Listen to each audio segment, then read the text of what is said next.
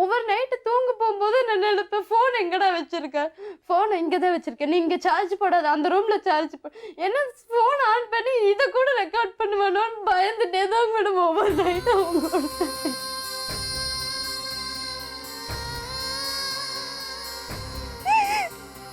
தயவு செஞ்சு இந்த சட்டத்தை எடுத்துருங்க. இந்த சட்டத்தினால என்னோட வாழ்க்கை மட்டும் இல்லை, இந்த மாதிரி ஆயிரக்கணக்கான பொண்ணுங்க வாழ்க்கை நாசமாயிட்டு இருக்கு. இந்த சட்டம் வேண்டாம். என் பேர் சப்னா, நான் கோயம்புத்தூர்லேருந்து வரேன். எனக்கு லவ் மேரேஜ் தான் ஆச்சு. நான் 9th தான் படிச்சிருக்கேன். 9th படிச்சுட்டு 10th படிக்கையில் ஃபேமிலி ப்ராப்ளம்னு சொல்லிட்டு நான் பாட்டி வீட்டில் இருக்கிறேன்னு சொல்லிட்டு பாட்டி வீட்டில் தான் இருந்தேன். பாட்டி வீட்டிலேருந்து நான் மதர்சாவுக்கு போயிட்டுருந்தேன். மதர்சான்னு எங்களோட படிப்பு படிக்கிறதுக்காக நான் 3 வருஷம் அதை படிக்கணும்னு ரொம்ப ஆசை, படித்து பட்டம் வாங்கணும்னு ஆசைன்னு சொல்லிவிட்டு அம்மாட்ட சொல்லிவிட்டு பாட்டி வீட்டில் தங்கி நாங்கள் படிச்சுட்டு இருந்தேன். படிச்சுட்டு இருந்தப்போ தான் எங்கள் அப்பாவோட சிஸ்டருக்கு, எங்கள் அத்தைக்கு மேரேஜ் ஆகிறப்ப தான் என்னை என் ஹஸ்பண்டுக்கும் எனக்கும் பழக்கமாச்சு. பழக்கமாகி நாங்கள் லவ் பண்ணோம். அதாவது எங்கள் வீட்டில் தான் எங்கள் பாட்டியெல்லாம் தான் பேசினாங்க, இந்த பொண்ணை அந்த பெரியவனை கல்யாணம் பண்ணிட்டோம், 2வது பொண்ணை இந்த பையனுக்கு கல்யாணம் பண்ணலான்னு சொல்லி எல்லாம் பேசிகிட்டு இருந்தாங்க. அப்போ நான் சொல்லியிருந்தேன், இல்லை நான் படித்து முடிச்சுட்டு அப்புறம் நான் கல்யாணம் பண்ணிக்கிறேன், அதுவும் இல்லாமல் எனக்கு வயசும் இல்லை அப்படின்னு சொல்லிட்டேன். அதுக்கப்புறம் சரின்னு சொல்லி நான் மதர்சாவுக்கு போயிட்டேன். மதர்சாவுக்கு போய் நான் படிச்சுட்டு இருந்தேன். படிப்பு முடிச்சுட்டு நான் அம்மா வீட்டுக்கு வந்துட்டு அம்மாட்ட சொன்னேன், அம்மா எனக்கு இப்படி ஒருத்தரை பிடிச்சிருக்கு, நான் அவரை கல்யாணம் பண்ணிக்கணும்னு ஆசைப்பட்றேம்மான்னு. அப்போ அம்மா போய் அவங்க வீட்டில் எல்லாம் பேசினாங்க. அவங்க வீட்டில் பேசிட்டு சரி அப்படின்னு சொல்லி கல்யாணம் பண்ணி வச்சாங்க. 13, 12, 13 எவ்வளோ கொடுக்க முடியுமோ எங்கள் அம்மாவால் ஃப்ரிட்ஜிலேருந்து கட்டிலேருந்து எல்லாமே கொடுத்து எனக்கு கல்யாணம் பண்ணி வச்சாங்க. 4 பவுன் நகை போட்டாங்க. அதுக்கு மேலே என்னால் போட முடியாதுங்க, என்னால் இவ்வளோ தான் இருக்குன்னு சொல்லி அதெல்லாம் போட்டு அப்பா அம்மா என்ன வேலை செய்கிறாங்க? அப்பா இல்லைங்க மேடம், அப்பா எனக்கு 9 வயசு இருக்கும்போதே ஆக்சிடெண்ட்டில் இறந்துட்டார். தம்பி ஒருத்தன் தான் இருக்கான். அம்மா வீட்டு வேலைக்கு போயிட்டுருக்காங்க. அப்பார்ட்மெண்ட்டில் வீட்டு வேலைக்கு போயிட்டுருக்காங்க. 4-5 வீட்டுக்கு போவாங்க. போய் தான் என்னை எல்லாமே எங்கள் அம்மாவால் எவ்வளோ செய்ய முடியுமோ எல்லாமே எனக்கு செஞ்சு எங்கள் அம்மா எனக்கு கல்யாணம் பண்ணி வச்சாங்க.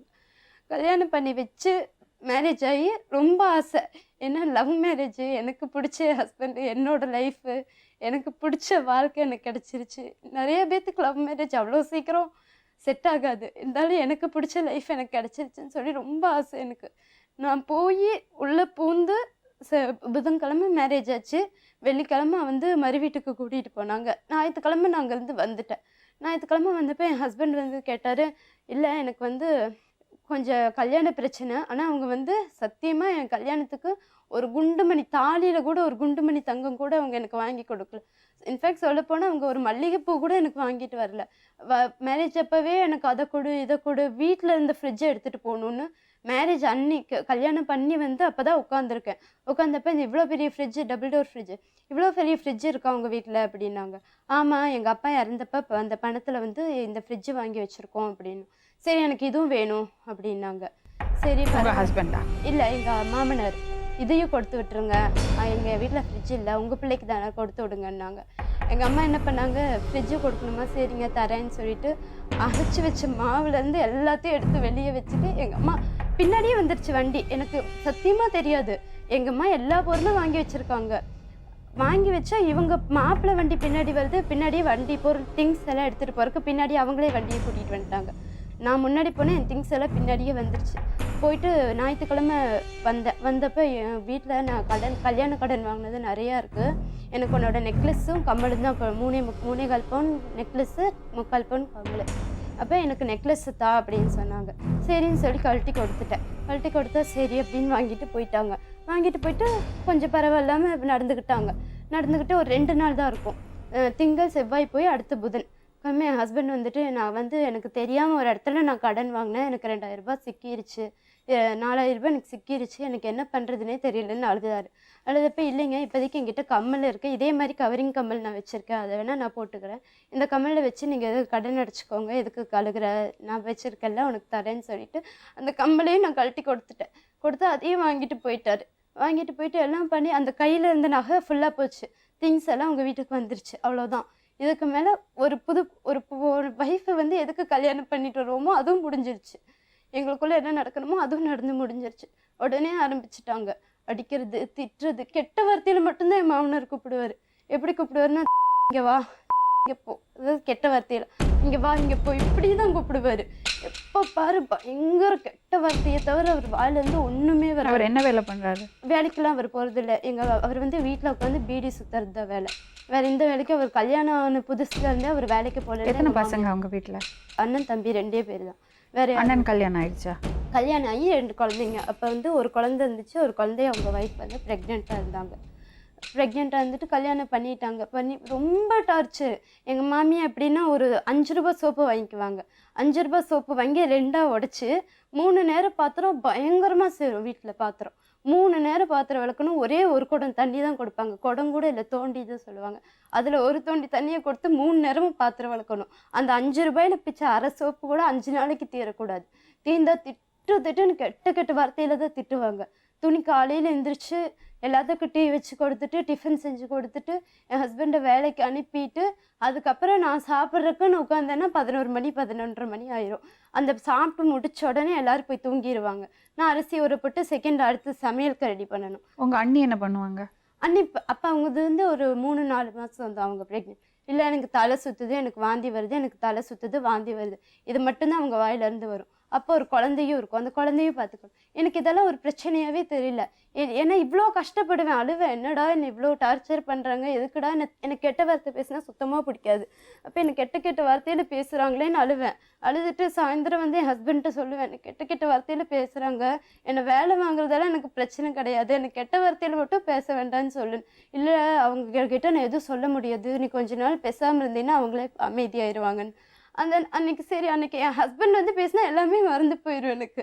சரி, எவ்வளோ கஷ்டமாக இருந்தாலும் என் புருஷன் என் கூட இருக்காருல்ல, அட்லீஸ்ட் அவங்கள கேட்காட்டி என்ன சமாதானப்படுத்துறாருல்ல, எனக்கு அது போதும் அப்படின்னு சொல்லிட்டு அந்த ரூம்குள்ளே போனோன்னே எல்லாத்தையும் மறந்து விடிய கரண்ட்டு போயிடுச்சுன்னா விடிய உட்காந்து விசிறி விடுவேன், சாப்பாடு ஊட்டி விடுவேன். எல்லாமே என்னால் எவ்வளோ சந்தோஷமாக அவர் எனக்குள்ளே எவ்வளோ கஷ்டம் இருந்தாலும் எல்லாத்தையும் பொறுத்துக்குவேன். ஏன்னா எனக்கு அவர் வந்து ரொம்ப என் லைஃப்பில் வந்து அவர் வந்து நினச்சி பார்க்க முடியாத அளவுக்கு எனக்கு அவரை ரொம்ப பிடிக்கும். அதனால நான் எல்லாத்தையும் அட்ஜஸ்ட் பண்ணிட்டேன். அப்புறம் ப்ரெக்னெண்ட்டாக இருக்கேன்னு தெரிஞ்சிச்சு. 7வது மாதம் தெரிஞ்சதுக்கப்புறம் பிப்ரவரி மாதம் கல்யாணம் ஆச்சு. ஏப்ரலில் எனக்கு தெரிஞ்சிச்சு எனக்கு நான் ப்ரெக்னெண்ட்டாக இருக்கேன். எனக்கு பயங்கர சந்தோஷம். சரி, நானும் ப்ரெக்னென்ட் ஆகிட்டேன், எனக்கும் ஒரு குழந்தை வந்துருச்சு, அப்போனா என்னை இனிமேல் யாரும் திட்ட மாட்டாங்க அப்படின்னு சொல்லிட்டு பயங்கர சந்தோஷம். போய் உடனே சொல்கிறேன், நான் ப்ரெக்னென்ட் ஆகிட்டேன், நமக்கு ஒரு குழந்தை பிறக்க போகுது. ப்ரெக்னென்ட் ஆகிட்டியா? அதுக்குள்ளேயா? எனக்கு வெளியே தெரிஞ்சால் அசிங்கமாயிருமே, பேசாம அபார்ட் பண்ணிடு அப்படின்னு. எனக்கு குழந்தைங்கன்னா ரொம்ப பிடிக்கும். அப்போ என் குழந்தைய அபார்ட் பண்ணிடுன்னா என்னால் தாங்க முடியல. இல்லைங்க, நான் அபார்ஷன் பண்ண மாட்டேன், எனக்கு அந்த குழந்தை வேணும், நம்ம குழந்தை தானே. அதுவும் இல்லாமல் நிறைய டிவிலெல்லாம் பார்த்துருக்கேன், ஒரு தடவை அபார்ஷன் பண்ண அடுத்த தடவை குழந்தை பிறக்காமல் போயிடுச்சுன்னா என்ன பண்ணுறது, அதெல்லாம் தெரியாது, எனக்கு நீ அபார்ஷன் பண்ணி தான் ஆகணும். அன்னைக்கு குழந்தை பிறக்க போது அந்த அன்னி குழந்தைய நான் பார்க்கறதா உன் குழந்தைய பார்க்கறதா, அபார்ஷன் பண்ணி தான் ஆகணும்னு அடிக்க ஆரம்பிச்சிட்டாங்க. அப்போ அடிக்க ஆரம்பிக்கவும் அம்மாவுக்கு ஃபோன் பண்ண, அம்மா ஃபோனே பேச விட மாட்டாங்க. அம்மா மீறி ஃபோன் பண்ணாலும் ஸ்பீக்கர் போட்டுருவாங்க. ஸ்பீக்கர் போட்டு பெட்டில் உட்காந்துக்குவாங்க, சுற்றி எல்லாரும் உட்காந்துருப்பாங்க. எங்கள் அம்மா எப்படிம்மா இருக்கேன்னா நல்லா இருக்கேம்மா அப்படிங்குவேன். ஏன்டா நல்லா இருக்கேங்கிறது கூட ஏண்டி இப்படி சொல்கிறேன், ஏண்டி ஃபோன் பண்ணால் பேசவே மாட்டேங்கிற அப்படின்னு. இல்லைம்மா ஒன்றும் இல்லை, நான் நல்லா இருக்கேம்மா, சரிம்மா எனக்கு கொஞ்சம் வேலை இருக்குது வச்சிடுறேம்மான்னு சொல்லிட்டு வச்சுட்டு போயிடுவேன். அதுலேயே எங்கள் அம்மாவுக்கு தெரியும். இருந்தாலும் எங்கள் அம்மா ஒவ்வொரு சமயம் சொல்லிடுவேன், அம்மா சும்மா எதுக்குமா ஃபோன் பண்ணுறேன், நல்லா தானே இருக்கேன்னு சொல்லிட்டேன்லன்னு. அதுக்கப்புறம் எங்கள் அம்மா எனக்கு ஃபோனே பண்ண மாட்டாங்க. ஒரு தடவை அம்மாவுக்கு ஃபோன் பண்ணணும், ப்ளீஸ் எனக்கு பண்ணித்தாங்க, அம்மாட்ட சொல்லிட்டு நான் அபார்ஷன் பண்ணிக்கிறேன்னு சொல்லிட்டு அம்மாவுக்கு ஃபோன் பண்ணேன். அம்மா என்ன அபார்ஷன் சொல்கிறாங்கம்மா, தயவு செஞ்சு என்ன வாம்மா, எனக்கு ஒரு தடவையாவது அவனை பார்க்கணும் போல இருக்குமா, வாமா அப்படின்னு. அம்மாவும் பக்கத்து வீட்டுக்காரங்க, அவங்க வந்து எனக்கு மேரேஜ், அவங்க எல்லாம் சேர்ந்து தான் எனக்கு மேரேஜ் பண்ணி வச்சு, அவங்களும் வந்தாங்க. வந்து பார்த்தா அவங்களுக்கு ஒரு ரெஸ்பான்ஸே கிடையாது. வந்த உடனே வந்துட்டிங்களா அப்படின்ட்டாங்க. சரின்னு அம்மா உட்காந்தாங்க. இல்லைடா நான் சாப்பிட்லடான்னு சொன்னாங்க. இல்லைம்மா நீ சாப்பிடாட்டி என்னை திட்டுவாங்கம்மா, கொஞ்சம் சாப்பிடுமா. 2 பேரும் ஒவ்வொரு வாய் தான் சாப்பிட்டுட்டு கிளம்பிட்டாங்க. அப்போ என்னடா ஆச்சு அப்படின்னு. இல்லைம்மா எனக்கு ஒன்று அப்போவும் அம்மாட்ட சொல்லலை, இல்லைம்மா எனக்கு ஒன்று பார்க்கணும் போல இருந்துச்சுமான்னு. அப்போ அவங்க போனதுக்கப்புறம் எங்கள் அம்மா ஃபோன் பண்ணி, இல்லை அவள் வந்து மேரேஜ் பண்ணி போனப்போ அந்த பொண்ணு எப்படி இருந்தாலோ 2 மாதத்துல ரொம்ப மோசமாயிட்டா, இவள் வந்து இப்போ கண்ணில் பார்க்க முடியாத அளவுக்கு ஆயிட்டா, என்னாச்சுன்னு சொல்லி நான் என் பொண்ணுக்கிட்ட பேசியே ஆகணும், நீங்கள் அவகிட்ட ஃபோனை கொடுங்கன்னு சொல்லிட்டு கேட்டாங்க. அம்மா என்னை வந்து அபார்ஷன் பண்ண சொல்கிறாங்கம்மா, எனக்கு அது பிடிக்கலம்மான்னு. அப்போ ஏண்டி ஏண்டி எனக்கு அந்த குழந்தை வேண்டாம், நான் அபார்ஷன், எங்கள் மாமனார் எங்கள் அம்மாட்ட எனக்கு அந்த குழந்தை வேண்டாம், நான் அபார்ஷன் பண்ண சொல்கிறேன், நீ யாரடி கேட்கறக்கு அப்படின்னு எங்கள் அம்மாவை ரொம்ப கெட்ட கெட்ட வார்த்தையில் பேசுவோம். எங்கள் அம்மா கோவம் வந்துருச்சு. பொண்ணை கல்யாணம் பண்ணி கொடுத்தது வந்து அவள் குழந்தை பெற்று அவள் சந்தோஷமாக வாழ்றதுக்காகத்தான், நீங்கள் இப்படி அடித்து டார்ச்சர் பண்ணுறதுக்கெல்லாம் ஏதாவது பண்ணிங்கன்னா நான் போலீஸில் போய் கம்ப்ளைண்ட் பண்ணிடுவேன்னு சொல்லிட்டு அம்மா ஃபோனை வச்சு ஃபோனை வைக்கவும் என் மாமனார் உள்ளே வந்து சர மாதிரி அடிக்கிறாரு. என்னடி நினச்சிட்டு இருக்கா, அம்மாவும் புள்ளையும் சேர்ந்து போலீஸில் கம்ப்ளைண்ட் பண்ணுவேங்கிறீங்க, இல்லை நான் எதுவும் சொல்லலை அப்படின்னு பயங்கரமாக அடிக்கிறாரு. அடிச்சுட்டு போயிட்டாங்க. அப்போ போயிட்டு இவரும் தடுக்கிறதுக்கெல்லாம் வரல. பா அடிக்காதப்பா, பா அடிக்காதப்பா, அவ்வளோதான். அதுக்கு மேலே அவர் ஒரு வார்த்தை பேசல. அவர் கிளம்பி போயிட்டாரு. சாயந்தரம் நான் உட்காந்து பயங்கரமாக அழுதுட்ருக்கேன். என் குழந்தைய போய் என்கிட்ட கலைக்க சொல்கிறாங்களேன்னு சொல்லிட்டு பயங்கரமாக அழுதுட்ருக்கேன். அழுதுட்டு இருக்கும்போது என் மாமனார் ரூம்குள்ளே வந்தார். ரூம்குள்ளே வந்துட்டு தோளில் கை வச்சார். இப்படி தோளில் கை வச்சுட்டு இப்படி தான் உட்காந்துட்ருக்கேன். வந்துட்டு இப்படி தோளில் கை வச்சார். கை வச்சுட்டு நான் உனக்கு ஒன்று சொல்கிறேன், நான் சொல்கிற மாதிரி சரியா அப்படின்னு. ஃபஸ்ட்டு கையை எடுத்துகிட்டு என்ன சொல்லணுமோ சொல்லுங்கள் அப்படி. எனக்கு அட்ஜஸ்ட் பண்ணிட்டு போனீன்னா என் பையன் கூட என்னை வாழ விடுவேன். அப்போ நான் என்ன சொன்னேன், உங்களுக்கு அட்ஜஸ்ட் பண்ணிட்டு தான் இத்தனை நாளாக இருக்கேன், நீங்கள் அடிக்கிறது நீங்கள் திட்டுறது எல்லாத்தையும் பொறுத்துட்டு தானே நான் இத்தனை நாள் இருக்கேன், இதுக்கு மேலே உங்களுக்கு நான் என்ன அட்ஜஸ்ட் பண்ணணும்னு. அப்போ சொல்கிறாரு, ரொம்ப அசால்ட்டாக சொல்கிறாரு, 4 பவுனுக்கெல்லாம் நான் தான் வறுத்து 20 பவுனு கொண்டு வந்தீங்கன்னா என் பையன் கூட வாழலான்னு ரொம்ப கேவலமாக பேசினார். என்னால் அதை தாங்கிக்கவே முடியல. அவ்வளோ அசிங்கமாக பேசுகிறாரு. எனக்கு வந்து அட்ஜஸ்ட் பண்ணிட்டு போய்க்கவே, உனக்கு நான் அட்ஜஸ்ட் பண்ண வேண்டிய அவசியம் கிடையாது, நான் என் புருஷனை தான் கல்யாணம் பண்ணிட்டு வந்தேன், உன்னை கல்யாணம் பண்ணிட்டு வந்தேன், கிளம்பி போடா நீ போடா நடி சொல்கிறேன்னு சப்புன்னு ரப்ப விட்டுட்டு போயிட்டார். 7-7:30 மணியாக இருக்கும். வீட்டுக்கார் வந்தார். வீட்டுக்கார் வந்தோடனே பயங்கரமாக அழுகிறேன். கட்டி பிடிச்சிட்டு என்னால் முடியல, என்கிட்ட தப்பாக பேசுகிறாங்க. என் அப்பாவை பற்றி எனக்கு நல்லா தெரியும், நீ என் அப்பாவை பற்றி சொல்கிறேன், உனக்கு என் கூட வாழ பிடிக்கட்டு டைவர்ஸ் கொடுத்துட்டு கிளம்பி போயிட்டாரு. என் மேலே நம்பிக்கை இல்லாத உன் கூட வந்து நான் என்னத்தை சாதிக்க போகிறேன், உனக்கு என்ன டைவர்ஸ் தானே தேவை, நான் போட்டு கொடுத்துட்டு போயிடுறேன்னு சொன்னேன். போட்டு கொடுத்துட்டு எப்படியும் என் குழந்தைய எனக்கு காப்பாற்றணும், நான் போயிடுறேன்னு சொன்னேன். சரின்னு சொல்லிட்டு சேலம் ஷரியத் கோர்ட்டுன்னு சொல்லிட்டு கூட்டிகிட்டு போனாங்க. அது வந்து எங்களோட ஆளுங்களுக்கான இடம். அங்கே கூட்டிகிட்டு போய் அவங்க கையில் எல்லாம் காசு கொடுத்தாங்க.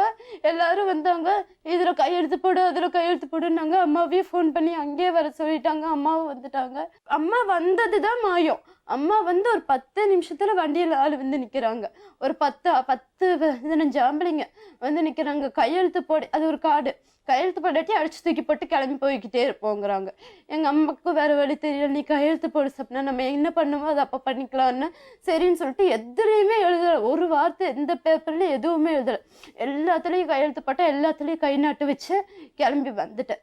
மாவட்ட ஆட்சியர் அலுவலகம்னு சொல்லிட்டு பெண்களுக்கான ஒரு இடத்துல இருந்துச்சு. அங்கே போய் கம்ப்ளைண்ட் பண்ண அவரை கூப்பிட்டு விசாரிச்சாங்க. கூப்பிட்டு விசாரிச்சப்ப இல்லை, என் பொண்டாட்டி கூட நான் நல்லா தான் வாழ்ந்துட்டுருக்கேன் அப்படி இப்படின்னு சொல்லிட்டு நான் சொன்னேன், இல்லை இவங்க எல்லாம் போய் சொல்கிறாங்கன்னு. அப்போ வந்துட்டு நான் ப்ரெக்னெண்ட்டாக இருந்தனால பயங்கரமாக எனக்கு தலை சுற்றிச்சுன்னு சொல்லிட்டு சரி நீங்கள் போங்க, நம்ம அடுத்த வாரம் கூப்பிட்டு பேசுகிறேன் அப்படின்னாங்க. அடுத்த வாரம் என்ன பண்ண, உடம்பு சரியில்லாமல் ஆஸ்பத்திரியில் அட்மிட் ஆகிட்டேன். நான் ஃபோன் பண்ணி சொன்னேன், மேடம் எனக்கு வந்து ரொம்ப உடம்பு சரியில்லாமல் ஆஸ்பத்திரியில் இருக்கேன், அதனால் என்னால் வர முடியாதுங்க மேடம். சரிங்கன்னு சொல்லிட்டு அவங்க சொல்லிட்டாங்க. அதுக்கப்புறம் என்ன பண்ண, நாங்கள் போய் கோர்ட்டில் கேஸ் பண்ணிட்டோம். கோர்ட்டில் கேஸ் பண்ணால் மாதமாக இருக்கையிலையும் வருவேன், நிறைய மாதமாக இருக்கையிலையும் வருவேன், குழந்தை பிறக்கிறதுக்கு 1 வாரத்துக்கு முன்னாடியே கோர்ட்டுக்கு வருவேன், குழந்தை பிறந்த 25-30 நாள்லேயே கோர்ட்டுக்கு வருவேன். ஒரு வார்த்தை எப்படி இருக்க, எங்கே இருக்க, குழந்தை பிறந்துருச்சா, என்ன குழந்தைன்னு கூட ஒவ்வொரு சமயம் போய் உட்காந்துருக்கேன். எனக்கு ஆசையாக இருக்கும், வந்து கேட்க மாட்டேன். ஃபோன் பண்ணேன், குழந்தை பிறந்தப்ப நார்மல் டெலிவரியா அவனுக்கு? Normal delivery. என்ன குழந்தைமா? ஆண் குழந்தை, பையன் ஒன்று பிறந்த. அப்போ டெலிவரி ஆனப்போ ஆஸ்பத்திரியில் சொன்னாங்க, இல்லைடா டெலிவரி ஆயிடுச்சுல, உனக்கு ஒரு குழந்தை பிறந்துருச்சுன்னு சொன்னீங்கன்னா எப்படிப்பட்ட ஆம்பளையாக இருந்தாலும் துள்ளிக்கிட்டு வருவாங்க, நீ ஃபோன் பண்ணு சொல்லி கவர்மெண்ட் பட்டுநூல் ஆஸ்பத்திரியில் தான் எனக்கு குழந்தை பிறந்துச்சு. அதுக்கு முன்னாடியே இவன் வந்து எனக்கு கேரக்டர்லெஸ்ஸு, இந்த பொண்ணு வந்து வேறு யாரு கூடயோ இருந்துச்சு அப்படி இப்படின்னு கோர்ட்டில் சொல்லவும் என்னம்மா வேறு யாரும் சொன்னால் எனக்கு பெருசாக தெரிஞ்சிருக்காது, என் புருஷன் எனக்கு கேரக்டர்லெஸ்ன்னு சொல்லிட்டாமான்னு சொல்லி பயங்கரமாக அழுகிறேன். அழுது என்னாச்சு, 8-9வது மாதம் ப்ரெஷர் பயங்கரமாக லோ ஆயிடுச்சு. அதில் வந்து நான் சாப்பிடவே மாட்டேன். ப்ரெக்னெண்ட்டாக இருக்கிறது டைம் ஃபுல்லாக என் புருஷனை மட்டும்தான் நினச்சிட்ருப்பேன். இன்றைக்கி வந்துடுவார். நைட்டு 10 மணி வரைக்கும் கூட நான் ரோட்லேயே தான் உட்காந்துட்ருப்பேன். அம்மா வந்துடுவாருமா. போகிற வரவங்கெல்லாம் டிவியில் சொல்லுவாங்க, படத்தில் தான் நடக்கும்னு நினைப்பேன். போகிற வரவங்கெல்லாம் பார்க்குறக்கு ஒருத்தவங்கள மனசுக்கு ரொம்ப பிடிச்சிருந்துச்சுன்னா போகிற வரவங்கெல்லாம் அவங்கள மாதிரியே தெரியுவாங்க. ஆனால் என் லைஃப்பில் உண்மையாகவே நடக்கும். யார் வண்டியில் போனாலும் அவன் வந்துட்டான்னு நினச்சிக்கிட்டே இருப்பேன். யாராவது வண்டியில குழந்தைய கூட்டிட்டு போனா நான் என் பயத்தவங்க என் வயிற்றுல கை வச்சுட்டு குழந்தைட்டு தங்கம் நீ பிறந்த உடனே அப்பா வந்துருவாருடா, நம்மளும் இதே மாதிரி பைக்கில் எல்லாம் போகலாம், நம்மளும் நிம்மதியா இருக்கலாம்டான்னு சொல்லிட்டு என் குழந்தைகிட்ட சொல்லிட்டே இருப்பேன். ஒவ்வொரு சமயம் வந்துட்டு என்னால தாங்கவே முடியாம அழுகிறப்ப. ஆனா என் தம்பி அப்பெல்லாம் அவன் 10th தான் படிச்சான். நைட் எல்லாம் அழுதாலும் சரி வந்து ஒரு மாடியில தான் உட்காந்து அழுவேன். உட்காந்து வந்து பக்கத்துல உட்காந்துப்பா. சரி எவ்வளவு நேரம் அழுகுறியா, அழுதுட்டு வீட்டுக்கு வந்து தூங்கு. பனிக்குள்ள உட்காந்து அழுதுட்டு இருக்கா, அழுது முடிச்சிட்டியா வந்து தூங்கு. நான் தூங்க போகாட்டி அவன் தூங்கவே மாட்டான். அதனால என்ன பண்ணுவேன், அவனுக்காகவே நான் போய் படுத்துக்கிட்டே அழுவேன். எனக்கு என் அம்மா மாதிரி இருந்தாங்க மேடம் என் தம்பி. எங்க அம்மா காலையில வேலைக்கு போயிடுவாங்க, சாயந்தரம் தான் வருவாங்க. அது வரைக்கும் எனக்கு என்ன ஆகும்னு தெரியாது. என் தம்பி வந்தான்னு என்னை எங்க அம்மாவை விட ஜாஸ்தி கவனிச்சுக்குவான். என்ன பண்றேன்னு ஒவ்வொரு நிமிஷமும் என் பின்னாடியே சுத்திட்டு இருப்பான். ஏதாவது நான் பண்ணிக்குவேணும்னு பயந்துட்டேன். அப்பெல்லாம் என் தம்பி சொல்லுவான், நீ கவலைப்படாத, குழந்தை பிறந்துட்டான்னா அவனுக்கு நான் இருக்கேன்ல, அதுவும் இல்லாம மாமா வந்துருவாங்க, அவனை தேடி வந்துருவாங்க, நீ அழுகாது சப்னான்னு எல்லாரும் சமாதானப்படுத்துவாங்க. அந்த குழந்தை பிறக்கிறக்குள்ளேயே நான் ஒரு வழி ஆயிட்டேன். அழுது 9வது மாசத்துல இவன் வந்து என்ன தப்பா இருக்கவேன்னு சொன்னோடனே அழுது ப்ரெஷர்லாம் பயங்கரமா லோ ஆயிடுச்சு. நிறைய மாசம் குழந்தை ஒரு 2-3 வாரத்துல பிறக்குறோங்கிற டைம்ல பிளட்டு ஃபுல்லா லோ ஆகி வெறும் 6 பாயிண்ட் பிளட் மட்டும்தான் இருக்கு. ப்ரெஷர் பயங்கரமா லோ ஆயிடுச்சு. வீசிங் வந்துருச்சு. வீசிங் ப்ராப்ளம் எனக்கு இருக்கு. வீசிங் வந்துருச்சு. குழந்தையோட ஹார்ட் பீட் எல்லாம் கம்மியாயிடுச்சு. அம்மா வந்து சேர்த்தி வச்சிருந்தாங்க பணம், கடன் எல்லாம். டாக்டர் மாட்ட எங்க அம்மா வேலைக்கு போயிட்டு இருக்காங்க. அவங்க எல்லாம் கடன் கொடுத்து எல்லா காசையும் எங்க அம்மா சேர்த்தி வச்சிருந்தாங்க டெலிவரிக்கு வேணும். அந்த 9வது மாதம் நான் அட்மிட் பண்ணதில் டாக்டர் சொல்லிட்டாங்க, இந்த பொண்ணை வந்து காப்பாற்றுறதே ரொம்ப கஷ்டமாக இருக்கும். பிளட்டெல்லாம் ஏற்றுனாங்க. ஏற்றியும் கூட 8 பாயிண்ட்டுக்கு மேலே ரத்தம் ஏற மாட்டேன்ருச்சு உடம்புல.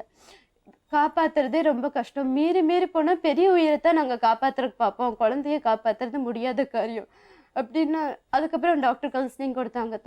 உனக்கு நாங்கள் எத்தனையோ சொன்னோம் அந்த குழந்தை வேண்டான்னு, எதுவுமே கேட்கல. இருந்தாலும் அந்த குழந்தைய பெற்றுக்கொள்வேன்னு சொல்லி இவ்வளோ தூரம் நீ நின்னது தப்பு இல்லை. 9 மாதம் ஆன ஒரு குழந்தைய நீ கொல்றதுக்கு பார்க்குறியா, உனக்கு நல்லா இருக்கா?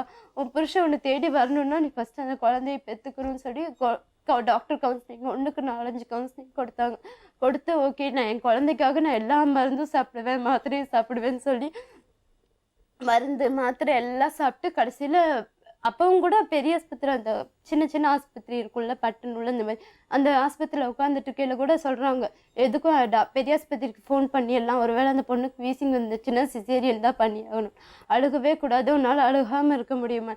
இல்லை என் குழந்தைக்காக என்னால் அழுகாமல் இருக்க முடியும்னு வெறும் கண்ணில் தண்ணி மட்டும்தான் வரும், சத்தம் போட்டு அழுகவே மாட்டேன். என் குழந்தை அழகாக பிறந்து என் கையில் கொடுத்தாங்க, ஒரு அழகான ஆம்பளை பையன்.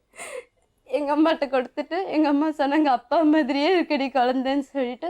உடனே வெள்ளிக்கிழமை குழந்தை நைட்டு 1 மணிக்கு பிறந்தாங்க. காலையில் ஃபோன் பண்ணுறேன் ஹஸ்பண்டுக்கு.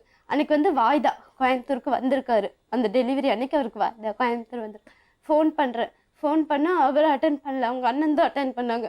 அட்டன் பண்ணி எவனுக்கோ பிறந்த குழந்தைக்கு எதுக்கடி என் தம்பியை கூப்பிட்றேன்னாங்க. அப்படியே இடிஞ்சு போயிட்டேன். ஃபோனை வேணாயின்னு சொல்லிட்டு ஃபோனை வச்சுட்டு அப்போவும் அழுகிறேன். அப்போ தான் சொன்னாங்க, வேணாம் அழுகாத, இதுக்கு மேலே அழுகிறதுக்கு எனக்கு பிடிக்காதுன்னு சொல்லி டாக்டர் திட்டிட்டு போயிட்டாங்க. அப்படிப்பட்ட ஒருத்தன் உனக்கு வேணாண்டா, நீ போய் உன் லைஃப்பில் வாழ்கிற வழியை பாருன்னு சொல்லிட்டு போயிட்டாங்க. அதுக்கப்புறம் கேஸ் எல்லாம் நடந்துச்சு. குழந்தை பிறந்து 1 வாரத்தில் நான் வந்தேன் என் குழந்தை. ஆனால் எனக்கு என்னென்னாங்க மேடம், கோர்ட்டில் உட்காந்துட்டு இருக்கேன் எனக்கு இல்லை இந்த நிமிஷம் இப்போ வந்துருவார், வந்து குழந்தை என்ன பண்ணுறான்னு இப்படி எனக்கு கிராஸ் பண்ண போகையில் நான் நினைப்பேன், வா குழந்தைய கேட்கறக்கு வந்துட்டு இல்லை வா அப்படி தான் வருவேன்னு சொல்லிட்டு நினச்சிட்டே இருப்பேன். அவன் பாட்டு கிராஸ் பண்ணி போயிடுவான். பயங்கர அழுகையாக வரும். 1 வயசு வரைக்கும் நான் குழந்தைய கோர்ட்டுக்கு தூக்கிட்டு போகல, ஏன்னா எனக்கு கஷ்டமாக இருந்துச்சு, என் வாழ்க்கை கோர்ட்டில் முடிஞ்சிருச்சு போதும். அப்போ வக்கீலுங்கெல்லாம் சொன்னாங்க, இல்லைடா நீ குழந்தைய தூக்கிட்டு வந்தீங்கன்னா என்னோட குழந்தைன்னு பார்க்குற ஆசையில் வருவாங்க, நீ குழந்தைய தூக்கிட்டு வாங்க. 1.5 வயசில் அவனுக்கு வந்து லூஸ் மோஷன் ஆகி அட்மிட் பண்ணியிருந்தேங்க மேடம். பெரிய ப்ரைவேட் ஆஸ்பத்திரி பண்ணி 3 நாள் வச்சுருந்தோம். அதுக்கு மேலே எங்ககிட்ட காசு இல்லைன்னு சொல்லிட்டு கவர்மெண்ட் ஆஸ்பத்திரியில் 1 வாரம் ஐசியூ போயிடுச்சு. குழந்தை மயக்கமெல்லாம் ஆயிடுச்சு, எந்திரிக்கவே மாட்டேங்குது. தண்ணி நிறைய குடித்தேன். லூஸ் மோஷன் ஆக அவன் ஜூஸு தண்ணி எல்லாமே குடிக்க அப்படியே போகும் என் குழந்தைக்கு. என் குழந்தை என் கையிலேயே கிடைக்காதுன்னு நினைக்கிற அளவுக்கு சீரியஸ் ஆகிட்டான். வந்து டாக்டர் எல்லாம் பார்ப்பாங்க. ஒரு 4 நாள் அந்த தண்ணி குடிச்சு கண்ணு முழிச்சு என்னை பார்த்துட்டு இருந்தான். 4வது நாள் என் குழந்தை படுக்கை ஆயிட்டான். தண்ணி குடிக்கிறதுக்கு எந்திரிக்க மாட்டேங்கிறான், எதுக்குமே எந்திரிக்க மாட்டேங்கிறான். ட்ரிப்ஸ் குத்துனா உடம்புல இவ்வளோ பெருசு வீங்கிடுது, அவங்களால ட்ரிப்ஸும் குத்த முடியல. அப்போதான் சொன்னாங்க, கடவுளை வேண்டிக்கோங்க, என்னால் இதுக்கு மேலே பார்க்குறோம், முடிஞ்ச அளவுக்கு நாங்கள் ட்ரை பண்ணிட்டோம், நீங்கள் இருந்தாலும் கடவுளை வேண்டிக்கோங்க அப்படின்னு சொல்லிட்டு போகிறாங்க. இல்லை என் பிள்ளை எனக்கு கிடச்சிரும்னு சொல்லிட்டு அவனை இப்படி படுத்து குழந்தைய படுத்து முதுகில் உட்கார வச்சு அவனுக்கு பிடிச்ச விளையாட்டு, அவனுக்கு பிடிச்ச பாட்டு எல்லாத்தையும் போட்டு காமிச்சு என் பையன்கிட்ட பேசிகிட்டே இருந்தேன். இல்லைடா தங்கம், நீ இல்லாட்டி அம்மா செத்துற வேண்டாம், அம்மா உன் கூடவே வந்துட வேண்டாம், என்னோட உலகமே நீ மட்டும்தான்டா, எந்திரிச்சு அம்மா கிட்ட வாடா வாடான்னு சொல்லி நைட்டும் பகலும் முடிச்சு என் பையன்கிட்ட பேசிக்கிட்டே இருப்பேன். அப்புறம் என் பையன்கிட்ட ரெஸ்பான்ஸ் வந்துச்சு. ரெஸ்பான்ஸ் வந்தால் டாக்டர் எல்லாம் வந்து பாராட்டினாங்க, பரவாயில்ல உன் குழந்தை ரெஸ்பான்ஸ் பண்ணுறான், உன் பையன் ஒன்றும் இல்லை, உன் பையன் உங்ககிட்ட வந்துடுவான்னு சொல்லி ஒரு வாரம் அட்மிட்டில் என் குழந்தை என்கிட்ட வந்துட்டான். அழகா நான் தூக்கிட்டு வந்து அப்போதான் இல்லை நான் ஒரு தடவை அந்த உடம்பு சரியில்லை வந்து நீதிபதிகிட்ட ஐயா என் குழந்தை வந்து ரொம்ப உடம்பு சரியில்லாமல் இப்போ அவனால் இறக்கி விட்டா நடக்கக்கூட முடியாது. 1 வயசுலேயே பயங்கரமாக ஓடுவாங்க மேடம், நல்லா ஓடுவான். 8 மாதத்துல 8 வச்சு 10 வயசில் நடக்க ஆரம்பிச்சு 1 வயசுலலாம் அவனுக்கு கையிலேயே பிடிக்க முடியாத அளவுக்கு ஓடுற குழந்தை. 1.5 வயசில் அதனால எந்திரிச்சு இப்படி காலை எடுத்து வச்சோன்னா கீழே விழுந்துருவான். அவ்வளோ ஒரு கஷ்டப்படுற ஸ்டேஜில் கூட நான் என் புருஷனுக்கு என் குழந்தைய காட்டணும்னு சொல்லி தூக்கிட்டு போகிறேன். தூக்கிட்டு போனால் இப்படி எடுத்து கீழே விழுந்துட்டாங்க மேடம். அவன் காலுக்கடியில் தாங்க மேடம் என் பையன் விழுந்தான், வேற எங்கேயும் விழுகலை. இங்கே உட்காந்துருக்கேன், என் பையன் நடந்து இந்த எட்டுக்கு போய் அது அவன் காலுக்கடியில் என் பையன் விழுந்துட்டான். அவன் தூக்கவே இல்லை, நான் தூக்கட்டும்னு சொல்லிட்டு நான் உட்காந்துட்டேன். அவன் தூக்கவே இல்லை, திரும்பி போயிட்டான். குடுகுடுன்னு ஓடி வந்து பக்கத்தில் இருந்தவங்க தூக்கிட்டு குழந்தைய தூக்குமான்னு சொன்ன உடனே எனக்கு அப்படியே போய் பலார் அப்பலாமான்னு தோணுச்சு. எனக்கு மனசு ரொம்ப நொந்து போயிட்டேன். நீதிபதிட்டு போய் சொன்னேன், என்னால முடியல, இவனை ரொம்ப கஷ்டப்படுத்துறான்னு. நீதிபதி சொல்றாங்க, போப்பா போய் அவங்க கூட வாழ், அந்த பொண்ணு கூட வாழ்னா கேட்கவே மாட்டேன்ட்டான். அந்த பொண்ணை கூட்டிட்டு போய் வாழாட்டி அடுத்தது உனக்கு ஆர்டர் போட்டுருன்னு சொல்லிட்டு சொன்னாங்க. சொல்லி ஒரு 2 வாரம் தான் என் புருஷன் தேடி வந்தாச்சு.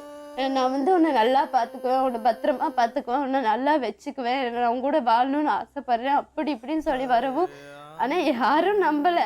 நான் நம்பினேன், இல்லைம்மா என் புருஷன் என்னை எப்போ வந்தாலும் தேடி வருவாருன்னு நான் வெயிட் பண்ணல, அவர் வந்துட்டாருன்னு. எல்லாரும் நம்பிட்டோம். நம்பி எங்கள் அம்மா திரும்ப என்னை அனுப்பி வச்சாங்க. செப்டம்பர் மாதம் போனேங்க மேடம். போனால் வீடு டைல்ஸ் வீடு, நல்ல வீடு எல்லாம் பார்த்து வச்சு 1 மாதம் 2 மாதம், அதாவது 1 மாதம் வந்து ஏற்காடு கொல்லிமலை அங்கே இங்கே நல்லா கூட்டிகிட்டு போனால் நாங்கள் பைக்கில் தான் போவோம். பைக்லேயே போகணுன்னு ஆசைப்படுவேன். நான் நிறைய தடவை பைக்கில் போகிறவங்களெல்லாம் பார்த்து ஆசைப்பட்டிருக்கேன், கௌசி தானிஷை வச்சுட்டு போகணுன்னு, நம்ம பைக்லேயே போகலான்னு சொல்லி பைக்லேயே எல்லா பக்கமும் கூட்டிகிட்டு போனோம். அப்போ என் மனசில் ஒரு கர்வம், இல்லை என் லைஃப் எனக்கு திரும்ப கிடச்சிருச்சு, என்னை எல்லாம் வாழா வெட்டின்னு எங்கள் அம்மாவுக்கு ஃபோன் பண்ணி சொல்லிக்கிட்டே இருப்பேன். அம்மா இன்றைக்கி என்னை இங்கே கூட்டிகிட்டு போனாருமா, அங்கே கூட்டிகிட்டு போனாருமா, நான் இதை சமைச்சேம்மா, அதை செஞ்சேம்மா, நான் சந்தோஷமாக இருக்கம்மான்னு ஃபோன் பண்ணி சொல்லிக்கிட்டே இருப்பேன். எல்லாம் சொல்லுவேன். எல்லாம் ரொம்ப சந்தோஷப்பட்டாங்க. பரவாயில்ல, அந்த பொண்ணு இத்தனை வருஷம் அது காத்துட்டு இருந்ததுக்கு அதுக்கு ஒரு நல்ல வாழ்க்கை கிடச்சிருச்சு. 2 மாதம் நல்லா தான் இருந்தேங்க மேடம். எனக்கு எந்த பிரச்சனையும் இல்லை, லைஃப்பில் எந்த சிக்கலும் இல்லை, எந்த கஷ்டமும் இல்லை, நல்லா இருந்துச்சு. அக்டோபர்லேயே ஆரம்பிச்சிருச்சுங்க மேடம். செப்டம்பரில் போனால் அக்டோபரில் கொஞ்சம் கொஞ்சமாக ஆரம்பித்தார். சரின்னு விட்டுட்டேன். அக்டோபர் நவம்பருங்கலாம் ரொம்ப தேவையே இல்லாமல் அடிக்கிறது, தேவையே இல்லாமல் திட்டுறது, வீட்டில் வந்து தேவையே இல்லாமல் சண்டை போடுறது. அம்மா வீட்டுக்கு போவார், போனால் என்ன நடக்கும்னே தெரியாது. சண்டே காலையில் போவார், 6 மணிக்கு எந்திரிச்சு போயிடுவார். 8 மணிக்கு வந்தாருன்னா வீட்டில் மூஞ்சி காட்ட ஆரம்பிப்பார், குழந்தைய அடிப்பார், திட்டுவார், என்ன திட்டுவார்.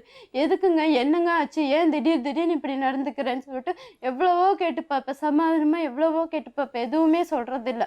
இப்படியே பண்ணிகிட்டே இருக்கவும் நான் அதுக்கப்புறம் அம்மாவுக்கு ஃபோன் பண்ணுறது நிறுத்திட்டேன். ஏன்னா அம்மாட்ட எதுவும் சொல்லக்கூடாது, நம்ம வாழ்க்கை நம்ம கொஞ்சம் கஷ்டம் வரும்னு நான் நினச்சது உண்மைதான், வருது, அதனால நம்ம எல்லாத்தையும் பொறுத்துட்டு இருந்துக்கணும்னு சொல்லிட்டு இருக்க எந்த அளவுக்கு நாங்கள் மேடம் இவர் சண்டை போட ஆரம்பிச்சோன்னே எனக்கு பயம் வந்துருச்சு. மறுபடியும் நம்ம பிரிஞ்சு போயிடுவோமோன்னு சொல்லி பயந்ததில், எங்கே நமக்கு ஒரு ரேஷன் கார்டு வாங்கலாங்க, நம்ம ரேஷன் கார்டு வாங்கிட்டோன்னா நமக்குன்னு ஒரு செட்டில் ஆயிரும். அப்போ வந்து என் பையனோட பர்த் சர்டிஃபிகேட்டில் வந்து இவர் என்னை தப்பானவன்னு சொன்ன கோவத்தில் வந்து நான் என்னோட இன்ஷியலே போட்டுட்டேன். ஒரு ஆம்பளையோட இன்ஷியல் நான் தானே பெற்ற, இத்தனை வருஷம் கஷ்டப்பட்டு நான் என்னோட இன்ஷியலே போட்டுக்கிறேன்னு சொல்லிட்டு போட்டுட்டேன். அப்போ அவர் என்ன சொன்னார், நீ போய் இன்ஷியலை மாற்றிட்டு வா, அப்போ தான் நான் போடுவேன் அப்படின்னாரு. சரின்னு சொல்லிட்டு கோயம்புத்தூர் ஆஃபீஸில் போய் கேட்டேன், இன்ஷியல் எனக்கு மாற்றணுங்க அப்படின்னு. மாற்ற 2 இன்ஷியலை நீங்கள் நினச்ச உடனே போடுறக்கும் எடுக்கிறக்கும் முடியாதும்மா, வேணா உங்கள் ஹஸ்பண்டோட இன்ஷியலை பக்கத்தில் சேர்த்திக்கலாம் அப்படின்னாங்க. சரிங்க மேடம்னு. அப்போ அவங்க என்ன சொன்னாங்க, சரிம்மா நீங்கள் சேர்ந்து வாழ்றீங்கிறதுக்கு ஏதாவது ஒரு ஆதாரம் கொண்டு வந்தீங்கன்னா நம்ம போட்டுக்கலாம் அப்படின்னு. சரி வாங்க நம்ம ரேஷன் கார்டு வாங்கலான்னு. ரேஷன் கார்டு வாங்குறதா இருந்தால் உன் பர்த் சர்டிஃபிகேட்லேருந்து உங்கள் அப்பாவோட பேர் எடுத்துத்தா. என்னோட பர்த் சர்டிஃபிகேட்லேருந்து எங்கள் அப்பாவோட பேர் எடுக்கணும். நீ என்ன லூஸா? நான் என்னோட பர்த் சர்டிஃபிகேட்லேருந்து எப்படி அப்பாவோட பேர் எடுக்க முடியும்? உன் பர்த் சர்டிஃபிகேட்லேருந்து உன் அப்பாவோட பேர் எடுத்துகிட்டு என் பேரை போடணும். ரேஷன் கார்டில் எங்க நம்ம சரி உங்கள் பேர் இனிஷியலாக போடுறது பிரச்சனை கிடையாது. மேரேஜ் ஆனால் ஒரு சிலர் போடுறது இருக்கிறது தான். உங்கள் பேர் ரேஷன் கார்டில் உங்கள் இனிஷியல் போட முடியும். எம் சப்னாக்கு பதிலாக ஜி சப்னான்னு போடலாம். ஆதார் கார்டில் போடலாம். ஓட்டர் ஐடியில் போடலாம். எதுவுமே இல்லாமல் பர்த் சர்டிஃபிகேட்டில் எப்படி போட முடியும்னா நீ எடுத்து தர மாட்டியா, நீ எகுத்து பேசுறியான்னு போட்டு அடின்னு அடிக்கிறது. அதே மாதிரி மார்க்கெட்டுக்கு பொறுக்க காசு தருவாருங்க மேடம். ஒரு 200 ரூபாய் கொடுப்பேன். அந்த 200 ரூபாய் வாங்கி செல்ஃபில் வச்சுட்டு வேறு பைய எடுக்கிறதுக்கு தான் உள்ளே போயிருப்பேன். வேற எதுக்கும் உள்ளே போயிருக்க மாட்டேன். உள்ளே போயிட்டு வெளியே வரக்குள்ளே காசு எடுத்துகிட்டு போயிடுவார். காசு எடுத்துகிட்டு போயிட்டு எங்கே காசுன்னு நான் பைத்தியம் பிடிச்ச மாதிரி இங்கே தானே நான் வச்சேன், எங்கே போச்சு எங்கே காசு எடுத்துகிட்டு போனீங்களா? இல்லையே, உங்ககிட்ட காசு கொடுத்தா நீ தொலைச்சிடுவேன்னு எனக்கு தெரியுமே. அப்படியா, ஆச்சா போச்சா, அப்படியா இப்படியான்னு பிடிச்ச சண்டைக்கு வந்து அதுக்கும் போட்டு அடிப்பார். அதுக்கும் நான் பல்ல கடிச்சிட்டு இருப்பேன். என்னடா நீ எதுக்கு? ஒவ்வொரு சமயம் நைட்டு கூப்பிட்டு கேட்பேன், ஏன் கௌசி எனக்கு உனக்கு என்ன பிடிக்கலையா, நான் உனக்கு என்ன தான் பண்ணுறேன் உனக்கு அதே மாதிரி மத்தியானம் வச்ச குழம்பு நைட்டு சாப்பிட மாட்டாருங்க மேடம். காலையில் டிஃபன் வச்சா காலையில் 2 தோசை சாப்பிட்றதா இருந்தாலும் அதுக்கு 2-3 சட்னி வைக்கணும். மத்தியானம் சாப்பாடு ஆக்கணுன்னா அதுக்கு ஒரு குழம்பு. நைட்டு டிஃபன் வச்சோன்னா அதுக்கு டிஃபன் தான் வைக்கணும். அதுக்கு என்னன்னு தனியாக தான் செய்யணும். மத்தியானம் வச்ச குழம்பு தப்பி தவறி கூட நைட்டு தரக்கூடாது. வீட்டில் சண்டை நாறிடும். அப்படி இருக்கையில் இப்படியே எல்லாத்தையும் உனக்கு என்ன பிடிக்குமோ எல்லாத்தையும். அதே மாதிரி ப்ரெஷ்ஷில் பேஸ்ட்டு வச்சு கொடுக்கணும். துண்டு தண்ணி சுடு தண்ணி வச்சோன்னா அது விளவி அங்கே நிக்கர்லேருந்து ஃபுல்லாக எல்லாத்தையும் எடுத்துகிட்டு போய் பாத்ரூமில் அப்போ நான் என்ன நினைப்பேன், சரி பரவாயில்ல நம்ம புருஷன் நம்ம பண்ணி தரணுன்ற ஆசை தானே அப்படின்னு சொல்லிட்டு நானும் எல்லாத்தையும் பண்ணி பண்ணி பண்ணி பண்ணி பண்ணி பண்ணி கடைசியில் என்னென்னா ஒரு வேலைக்காரியை விட மோசங்க மேடம். நான் இப்போ நடத்துன மாதிரி தான் நடத்துவான். ஒரு சமயம் சொல்லுவேன், எனக்கு சமைக்கிற வேலை இருக்குது, குழந்தை வேற அழுதுகிட்டே இருக்கான், தண்ணி இங்கே வச்சுட்டல, பைப்பை திறந்தா சுடு தண்ணி கூட பைப்பை திறந்தா பச்சை தண்ணி விழுந்துடும், அதை விளக்குறதுக்கு என்னப்பா உனக்கு அப்படின்னா, அது இதுக்கு நீ அப்புறம் என்ன இருக்க அப்படியா இப்படியான்னு பேசினா சரி போ உங்ககிட்ட பேச ஆர்கியூமெண்ட் பண்ணுறதுக்கு நான் வந்து அதை செஞ்சு கொடுத்துட்டே போயிடலாம், செஞ்சு கொடுத்துட்டே போயிடும். இப்படி இருக்க கொஞ்சம் கொஞ்சமாக என்னை டார்ச்சர் பண்ண ஆரம்பித்தான். என்ன வந்து செக்ஷுவலாக என்ன ரொம்ப இது பண்ண ஆரம்பித்தான். நைட்டில் வந்துட்டு ஒரு தடவை பண்ணால் பரவாயில்ல, 2 தடவை 3 தடவை என்னால் தூக்கமாக வரும். என்னால் முடியலடா, என்னை விட்டுடான்னா சரி விட்டுரு, நான் உங்ககிட்ட கொண்டாடின்னு நினச்சிதான் நான் கேட்டேன் அப்படிங்குவான். ஒரு மாதிரி பேசுவான். பேசினா சரி என்ன இதுன்னு சொல்லிட்டு விட்டுருவேன். இவன் பண்ணதுலேயே என்னாச்சுன்னா ஃபுல்லாக அந்த இடம் ஃபுல்லாக புண்ணுங்க மேடம். கொதின்னு ஃபுல்லாக புண்ணு வந்துருச்சு. பிக்கும், யூரின் போகவே முடியாது. யூரின் ஒவ்வொரு சொட்டா போகும். எனக்கு வலி தாங்கவே முடியாது. எனக்கு வலிக்குதுடா, என்னால முடியலடா.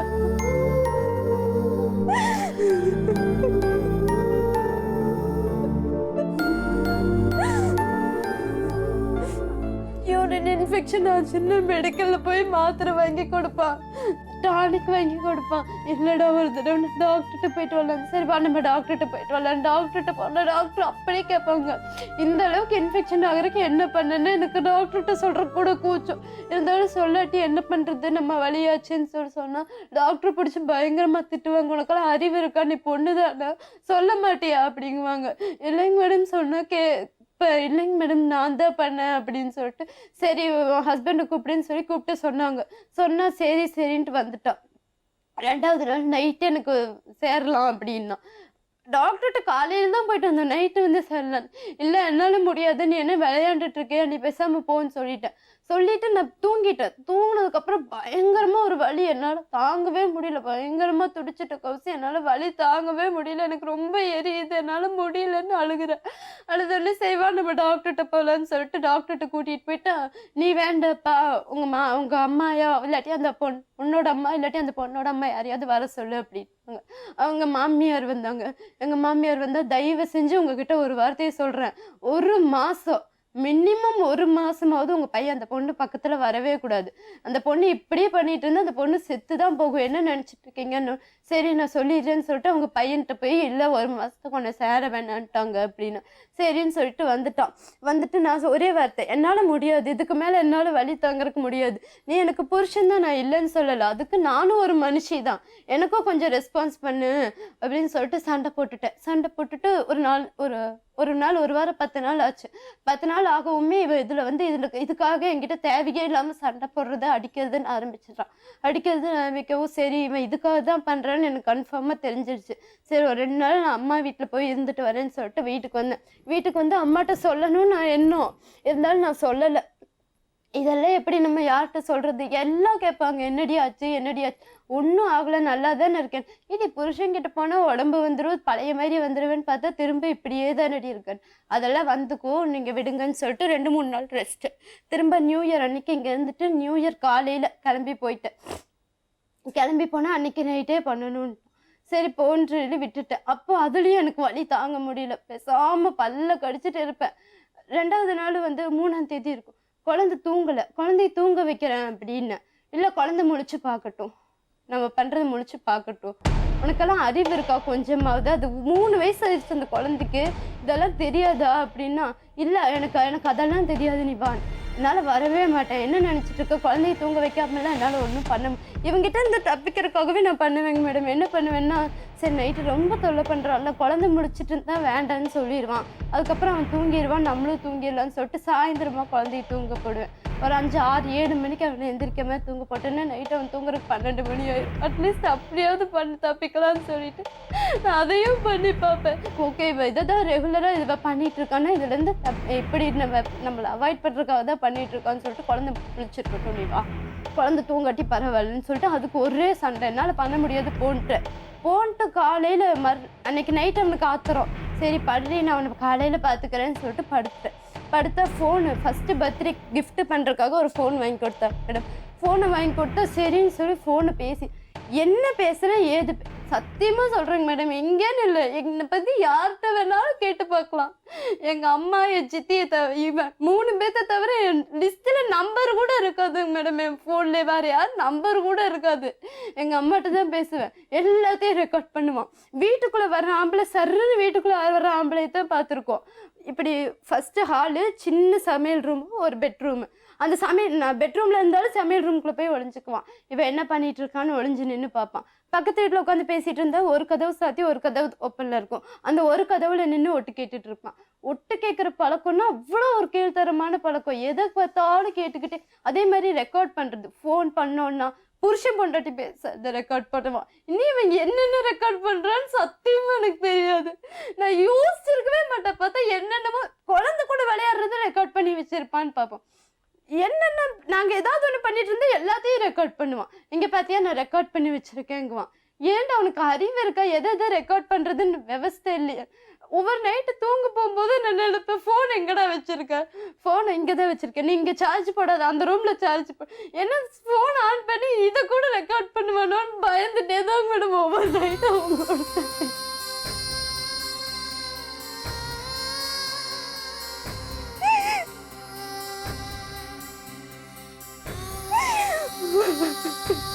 இப்போ என்ன, ஏன் இங்கே வந்திருக்க, என்ன சுச்சுவேஷன்?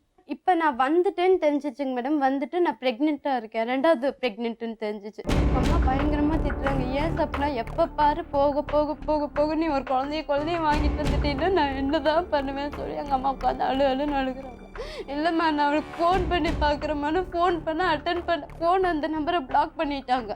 எப்படி நான் அந்த நம்பருக்கு தான் கூப்பிடுவேன்னு சொல்லி அந்த நம்பரை பிளாக் பண்ணிட்டாங்க. அப்போ எத்தனை மாதம் ஆச்சு? இல்லைங்க மேடம், அபார்ஷன் பண்ணிட்டு எனக்கு உண்மையாகவே அது வந்து நான் மாத்திரை சாப்பிட்ட மாதிரி இல்லைங்க மேடம். எனக்கு என்னமோ பெரிய விஷத்தை எடுத்து குடிச்ச மாதிரி என் லைஃப்பில் நான் எதை பண்ணக்கூடாதுன்னு கஷ்டப்பட்டு இவ்வளோ பெற்று இவ்வளோ தூரம் நான் வந்து நின்னணும். எனக்கு பேசாமல் அதுக்கு பதிலாக செத்தரலான்னு நினச்சேங்க மேடம். ஒரு குழந்தை இருக்கு, என் பையன் இருக்கானேங்கிறதுக்காக நான் பல்ல கட்டு. நாங்கள் உனக்கு என்ன பண்ண சொல்லி இப்போ அவன் மேரேஜ் பண்ணுறதுக்கு ரெடி ஆகிட்டாங்க மேடம். பொண்ணு பார்த்து பக்கத்துல ஃபோன் பண்ணி சொல்றாங்க, அவனுக்கு பொண்ணு பார்த்து நிச்சயம் வரைக்கும் பண்ணிட்டாங்க சப்னா. ஒரு வாரத்துல கல்யாணம் பண்ண போறாங்க. பண்ணட்டுமா, தாராளமா பண்ணட்டும். அப்படி ஒரு புருஷனுக்கு தேவையாமா? எனக்கு தேவையில்லைங்க மேடம். என்னால இதுக்கு மேல அவன் கூட என் குழந்தைய கெடுக்க நினைக்கிற ஒருத்தன் கூட நான் போய் வாழ முடியாது. ஆனா எனக்கும் என் குழந்தைக்கு ஒரு நீதி வேணும். அது ஃபைட் பண்ணலாம். உனக்கு செஞ்சது வந்து சாதாரணப்பட்ட கொடுமை இல்லை, புரியுதா? அழுவாத, முதல்ல அடர்த்த நிறுத்து. இந்த மாதிரி ஒரு காட்டு மராண்டிட்டேருந்து நீ வந்து தப்பிச்சு வந்திருக்க. விடுமா, அழவே கூடாது. கொஞ்சமாவது மனுஷத்தம் இருக்கிறதாலனா அழுவலாம். எனக்கு இப்ப இதுக்கு மேல இவன் கூட நான் வாழ்ந்து எதையுமே சாதிக்க போறதில்ல. நான் மனசார விரும்பினேங்கிறதுக்காக அவன் பண்ண எல்லாத்தையும் நான் பொறுத்துக்கிட்டேன். ஆனா என் குழந்தைய வந்து கெடுக்க எந்த ஒரு ஆம்பளையும், எந்த ஒரு குடிகாரனும், எந்த ஒரு கேவலமானவன் கூட நினைச்சு பார்க்க மாட்டான். குழந்தை முன்னாடி நம்ம ஒரு தப்பு பண்ணணும்னு. ஒரு அப்படா இருந்து இவன் யோசிச்சான்ல, இதுலயே எனக்கு அவன் வெறுத்து போயிட்டாங்க மேடம். இது கூட எனக்கு மேல வாழ்ந்து எனக்கு எந்த பிரயோஜனமும் இல்லை. ஆனா எனக்கு கல்யாணம் பண்ணி எனக்குன்னு ஒரு குழந்தை இருந்து அந்த குழந்தைக்கு அவன் ஃபர்ஸ்ட் டைம் என்ன விட்டு ஒன்னு யூஸ் தான் பண்ணியிருக்காருமா. அவரை மறுபடியும் மறுபடியும் ஒன்னு யூஸ் தான் பண்ணியிருக்காரு. அந்த பையனுக்கு கல்யாணம் பண்ண போறாங்கன்னு சொல்றாங்க. சப்போஸ் அப்படி ஏதாவது நிச்சயம் பண்ணியிருந்தா அந்த பொண்ணுகிட்ட நாங்கள் சொல்லிக்கிறோம், தயவு செஞ்சு தப்பு பண்ணாதேம்மா. ஒரு பொண்ணோட வாழ்க்கை கம்ப்ளீட்டாக ஸ்பாயில் ஆகி கையில் ஒரு குழந்தையோட வந்து நிற்கிறா. இவ்வளோ கொடுமைப்படுத்தியிருக்கார் அவர். நீயும் அதே தப்பை பண்ணாதே. இந்த மாதிரி ஒரு என்ன சொல்கிற அடிமைத்தனமான வாழ்க்கை உனக்கு தேவையா? வேண்டாம்.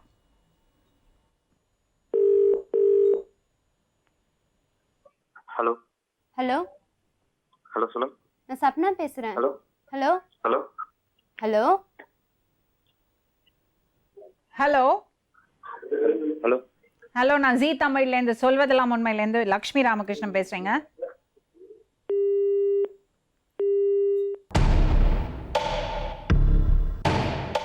வீட்டு வேலை செய்யறதுதான். வீட்டு வேலை செய்கிறது. எங்கள் வீட்டுக்காரு 2005 வந்துட்டார் ஆக்சிடென்ட். குழந்தை ரொம்ப கஷ்டப்பட்டு நான் நல்லா வளர்த்தி எல்லா பொருளும் கொடுத்து தாங்கம்மா கட்டி கொடுத்தேன்.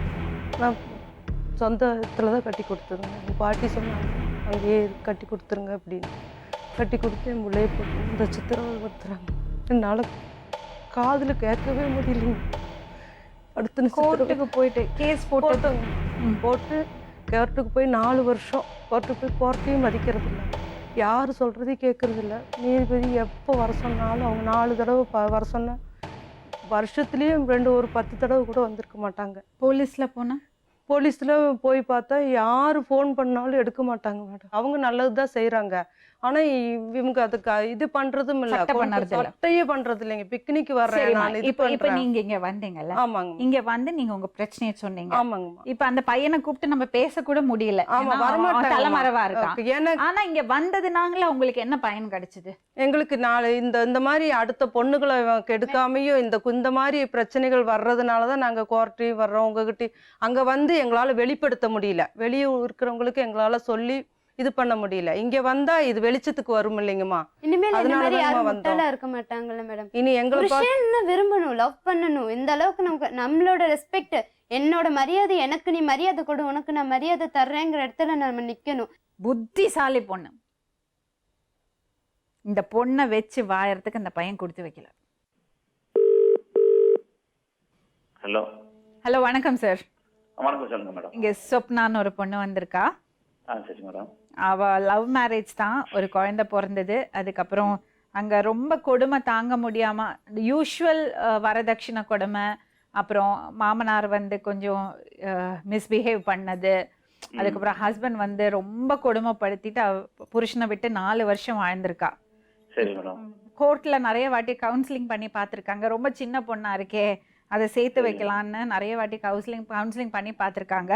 ஃபைனலி அந்த பையன் ஓகே சொல்லி மறுபடியும் சேர்ந்து வாழ்ந்திருக்காங்க. ஒரு 6 மாசம் ஒன்னா வாழ்ந்திருப்பீங்களா? 4 மாசம் ஒன்னா வாழ்ந்திருக்காங்க.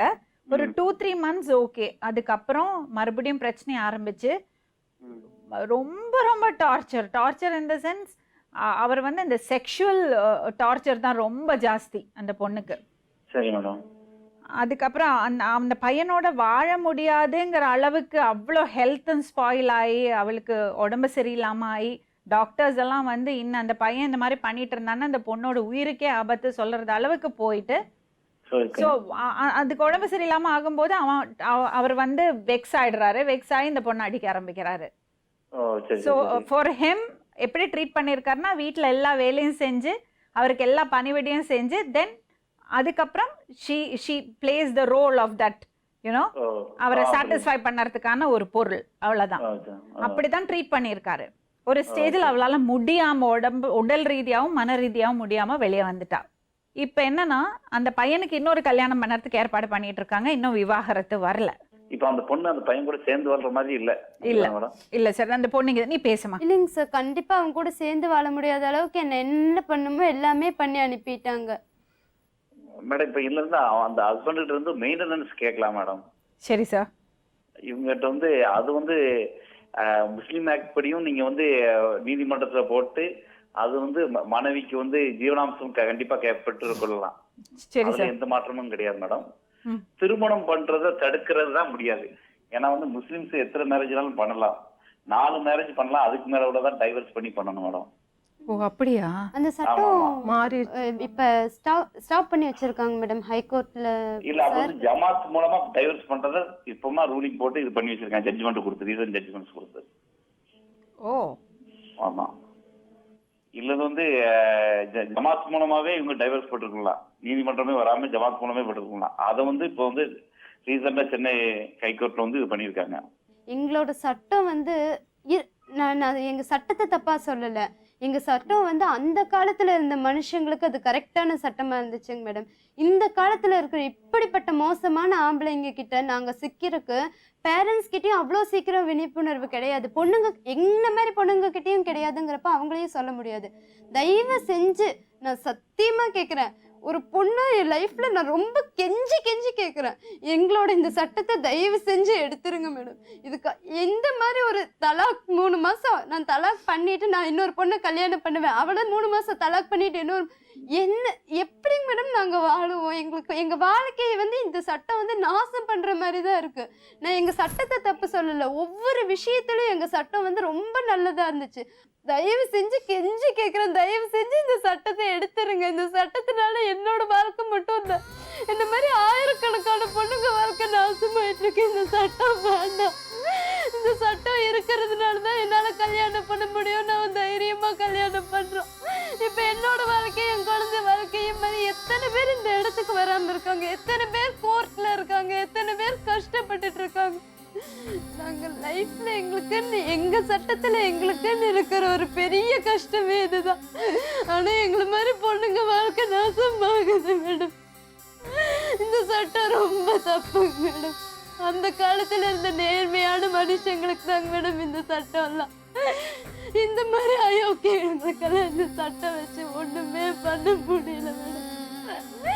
அந்த பொண்ணுக்கு தெரியாது இவன் எவ்வளவு பெரிய மோசக்காரன்னு. ஆனா அந்த பொண்ணு வந்து இந்த சாக்கடையில விழுகத்தான் போறான். இந்த சாக்கடையில இருந்து அவ வெளியே எந்திரிச்சு போன இன்னொரு பொண்ணு வந்து விழுக போறான். எத்தனை பொண்ணுங்க, எத்தனை குழந்தைங்க மேடம். அந்த காலத்துல போருக்கு போவாங்க வாரியர்ஸ், அங்க போயிட்டு வீர சாவு அவங்க அடையும் போது அவங்களோட விடோஸ் இருப்பாங்க. அந்த பெண்களுக்கு வாழ்க்கை கொடுக்கறதுக்காக தான் அப்படி ஒரு சட்டம் கொண்டு வந்தாங்க. ஆமாங்க மேடம். அன்னைக்கு அதனால தான் அது பண்ணாங்க. ஏன்னா பெண்கள் வீட்டில் இருக்கிறது, பெண்கள் வந்து ஆரம் இல்லாமல் இருக்கிறதுனால ஒரு ஆண் வந்து 4 திருமணம் பண்ணலாங்கிறது சட்டம் அன்னைக்கு அந்த வார் டைமில் கொண்டு வந்தாங்க. அதை மிஸ்இன்டர்பிரேட் பண்ணி அதை வந்து தப்பாக பயன்படுத்திக்கிறது ஒரு சூழ்நிலை. அதனால இந்த மாதிரி பெண்களோட வாழ்க்கை கெட்டு போகிறதுன்னு அவங்க சொல்கிறாங்க, நான் சொல்லலை. நிறைய ஹாஜியார் பார்த்துட்டு இருப்பீங்க, தயவு செஞ்சு இந்த விஷயம் வேண்டாம். இதுக்காக நீங்களும் சேர்ந்து போராடுங்க. ஏன்னா இதுல என்னோட வாழ்க்கை மட்டும் இல்லை, உங்க பொண்ணோட வாழ்க்கை, உங்க பேத்தியோட வாழ்க்கை, உங்க தலைமுறையோட வாழ்க்கையே இதுலதான் அடங்கி இருக்கு. நீங்க நேர்மையா இருந்தீங்க, ஆனா உங்களுக்கு வர எல்லாரும் நேர்மையா இருப்பாங்கன்னு அவசியம் இல்லையே. ஹெல்ப்லெஸ்னஸ், கோவமா, வருத்தமா, அழுவுறதா, கத்துறதா, சத்தம் போடுறதான்னு தெரியல. ஹெல்ப்லெஸ். இந்த தாய் வந்து இவ்வளோ கஷ்டப்பட்டு அந்த குழந்தை நல்லா இருக்கணும்னு தானே இவ்வளோ கஷ்டப்பட்டிருப்பாங்க. இப்படி அழ விடலாமா? பார்த்துட்டு நம்ம சும்மா இருக்கலாமா? சப்னா கூட நம்ம இருப்போம், அவளுக்கு தைரியத்தை கொடுப்போம், அவளுக்கு ஹெல்ப் பண்ணுவோம். நம்மளோட சேர்ந்து நேர்கள் அனைவரும் இந்த பொண்ணுக்கும், இந்த தாய்க்கும், இந்த குடும்பத்துக்கும், இவளோட குழந்தைக்கும் தைரியத்தையும் ஆதரவையும் கொடுப்பீங்கன்னு நாங்கள் நம்புகிறோம். மீண்டும் இன்னொரு உண்மை சம்பவத்துடன் உங்களை சந்திக்கும் வரை நன்றி.